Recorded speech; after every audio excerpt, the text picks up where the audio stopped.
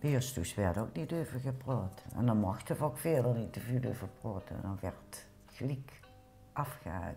Nee.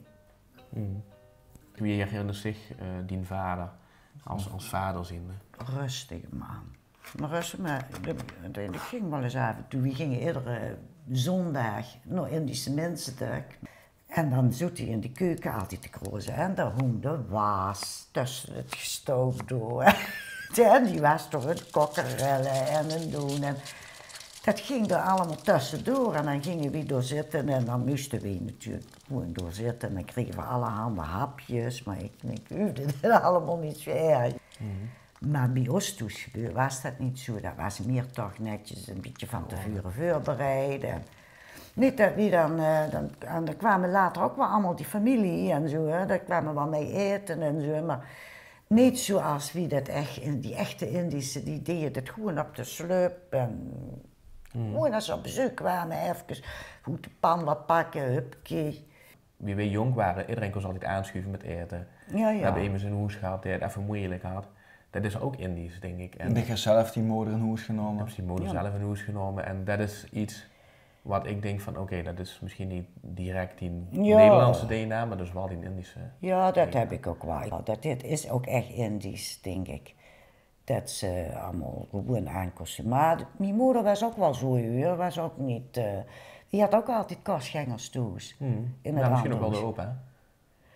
Die vond het ook prima, die vond het goed. Wie ik opa herinner, ik herinner opa eigenlijk altijd als net wat zich een hele rustige man. Ja. Hij zat altijd in de stoel, beneden de klok. Ja. Alleen dat we in die laatste fase, wie je echt krank was natuurlijk, Ja. toen kreeg je heel erg veel flashbacks. Kun je zich dit er heel veel van herinneren? Wie je bijvoorbeeld in de In ziekenhuis Indonesië. in Toen hij in het ziekenhuis lag, toen hadden het wel dukker, wie mooi dat het er was. Want hij is nooit teruggegaan naar Indonesië. Hij had eigenlijk nooit echt gewild. Alleen op het laatste misschien dat hij uiteindelijk eigenlijk misschien toch wel spijt heeft gehad dat hij er niet terug eens een keer is geweest, denk ik. Ik weet wel dat hij meende dat hij een beetje zo volgens mij dat hij dacht dat hij in het leger zat. Dan zei je van als er iemand anders kwam liggen dan, bij hem ook op die kamer, die neem ik op de korrel, zei je dan dadelijk en zoiets allemaal. Dus.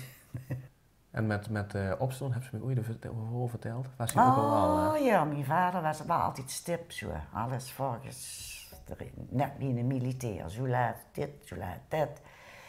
En dan van tevoren werd er dan gevraagd van, wie laat me zo opstaan morgen? Ja, om 7 uur, maximum om 7 uur wakker. Ja, is goed. Als pad maakten ze dan allemaal wakker. Ja. Die was altijd al om 6:30 op en zo, dat is al heel vroeg.